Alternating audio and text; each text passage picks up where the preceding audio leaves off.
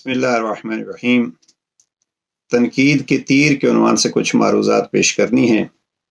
जनाब अमीरुल मोमिनीन कलिमात किसार नंबर 222 में इरशाद फरमाते हैं कि किसी शरीफ का शरीफ तरीन और किसी करीम का करीमाना अमल और बेहतरीन अमल, या यूँ कहूँ कि किसी बड़े आदमी का बड़ा अमल ये है कि वो दूसरों के छोटे कामों को, जो दूसरों की गलतियों को देखता है तो उनको यूं पसे पुश डाल देता है, उनको यूं भुला देता है, उनको यूं नज़रअंदाज करता है जैसे उसने देखा ही नहीं।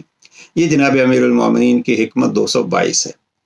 अब तनकीद क्या है? तनकीद हकीकत में तो खरे और खोटे को अलग करने के लिए लफ्ज़ तनकीद इस्तेमाल होता है, यानी अपनी राय में सही और गलत का बयान करना। लेकिन अब उर्दू इस्तिलाह में और फ़ारसी में भी तकरीबन इसी माने में इस्तेमाल होता है। इंतिकाद या तनकीद लफ्ज़ जब इस्तेमाल होता है तो ये किसी के ऐब तलाश करने में इसको इस्तेमाल किया जाता है, यानी हकीकत में ये तनकीद के बजाय तनकीस की जगह पर यह लफ्ज़ इस्तेमाल होता है। अब हम जो इस उन्वान को लेके बैठे हैं कि तनकीद का तीर, तो हकीकत में वो तनकीस के माने में यानी इस्तिलाही माने को हमने मुराद लिया है। लिहाजा आइए कोशिश करें कि ये तीर किसी के सीने में मारने से पहले सोच लें कि ये हमारे सीने में भी लग सकता है, और अगर हम किसी को ज़ाहिरी तौर पर जिस्मानी तौर पर तीर मारते हैं तो जैसे वहाँ जुर्म है, ये तनकीद भी इस अंदाज से जुर्म है।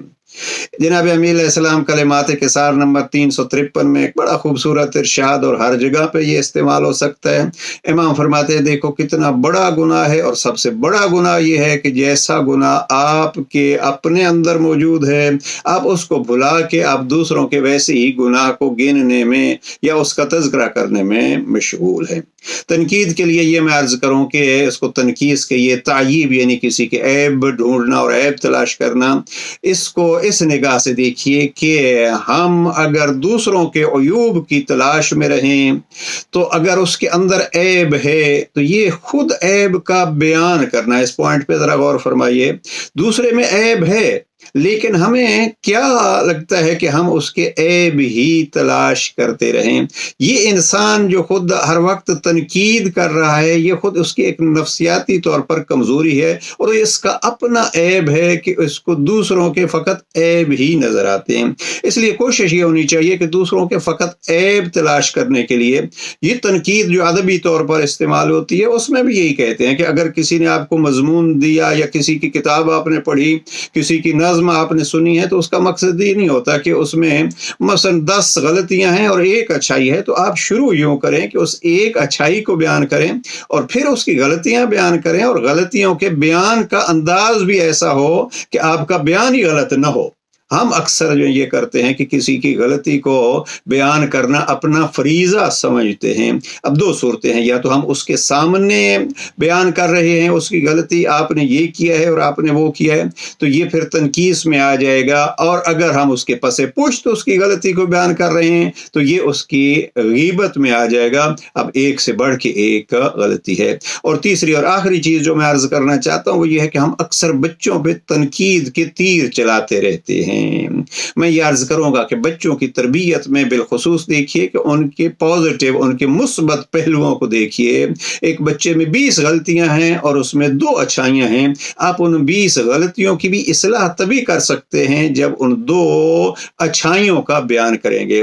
और आखिरी जुमले में ये अर्ज करूं कि आप एक लिस्ट बनाइए, हम अपनी एक लिस्ट बनाएं। हमारे रोजमर्रा अल्फाज कैसे हैं? क्या वो मनफी किस्म के अल्फाज हैं? हम अक्सर आप देखिए बच्चों के लिए गंदा, सुस्त, बेवकूफ़, नादान और इस किस्म के अल्फाज इस्तेमाल करते हैं। ज़रा अपनी लुगत को देखिए कि हम दिन में क्या इस्तेमाल करते हैं। आया मनफी और नेगेटिव अल्फाज इस्तेमाल करते हैं या मुस्बत और किसी की तारीफ़ के अल्फाज करते हैं? अगर तनकीस भी करनी है तो उसको शुरू करें तारीफ से, और इस अंदाज से आप ये तीर चलाने से महफूज रह जाएंगे।